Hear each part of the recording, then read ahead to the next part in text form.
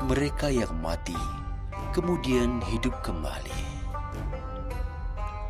Allah Subhanahu wa Ta'ala berfirman dalam surah Al-Baqarah ayat 243. Apakah kamu tidak memperhatikan orang-orang yang keluar dari kampung halaman mereka, sedang mereka beribu-ribu jumlahnya karena takut mati?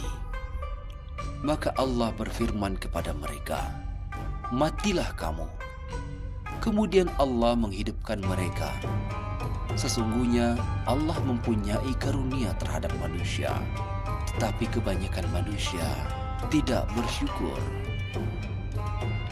Ibnu Katsir dalam tafsirnya menerangkan bahwa kisah ini terjadi di masa Bani Israel tentang eksodus penduduk desa Dawirdan. Ada pula yang menyebut desa Azriyat yang lari dari wabah penyakit taun yang melanda negeri mereka. Jumlah mereka 4.000 atau 8.000 orang. Bahkan ada yang menaksirnya 30.000 atau 40.000 orang. Mereka lari untuk menghindari wabah taun yang mematikan. Mereka mencari tempat yang aman untuk melipat gandakan usia. Akhirnya, tibalah mereka di suatu dataran rendah yang bersih dari wabah. Lahan baru itu pun menjadi padat dengan kedatangan mereka. Lalu Allah Subhanahu wa Ta'ala mengutus 2 malaikat.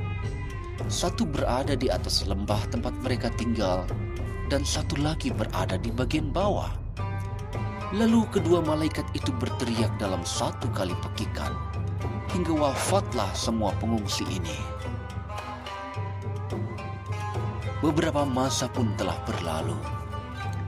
Tubuh ribuan manusia yang telah terkubur itu telah berubah menjadi tengkorak dan tulang belulang. Allah jadikan satu rangkaian tulang dari satu tubuh tercerai-berai. Bagian atas tertanam di suatu tempat, sementara bagian yang lainnya berada jauh di tempat yang lain. Demikianlah keadaannya. Bahkan manusia pun sulit mengumpulkan dan merangkai kembali rangka mereka. Lalu lewatlah salah seorang nabi dari nabi-nabi Allah. Ia memohon kepada Allah Subhanahu wa Ta'ala agar menghidupkan mereka kembali. Lalu Allah pun mengabulkan doa nabi itu. Atas perintah Allah, tulang belulang yang tercerai-berai itu kembali pada anggota yang lainnya, berkumpul kembali menempati posisinya hingga terbentuklah rangka manusia. Allah Subhanahu wa Ta'ala kemudian memerintahkan tulang-tulang itu terbungkus dengan daging, dengan urat-urat, dan dengan kulit mereka.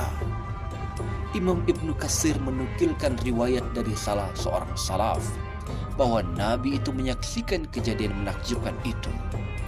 Kemudian Allah perintahkan pula ruh-ruh mereka kembali ke jasad-jasadnya.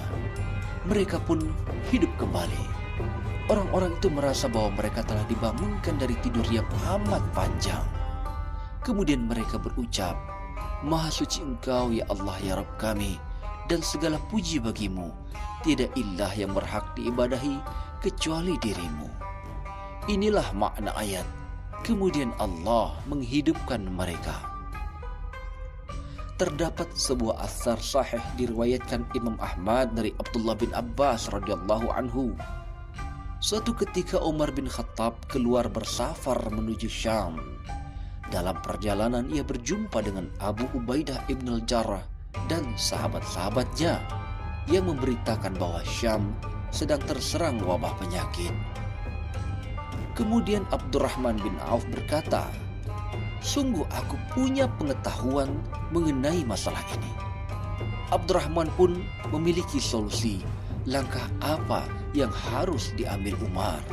Apakah melanjutkan perjalanan ke Syam atau kembali ke Madinah? Kata Abdurrahman bin Auf, aku mendengar Rasulullah SAW bersabda, apabila suatu wabah penyakit berada di tempat kalian, janganlah kalian lari dari wabah itu.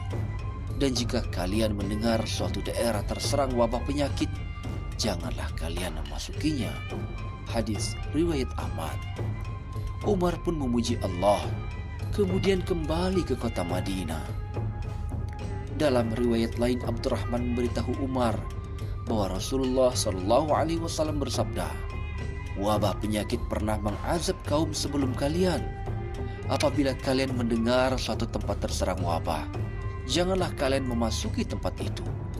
Namun jika tempat kalian yang terwabahi, janganlah kalian lari darinya. Maka Umar pun kembali menuju Madinah. Riwayat Al-Bukhari dan Muslim.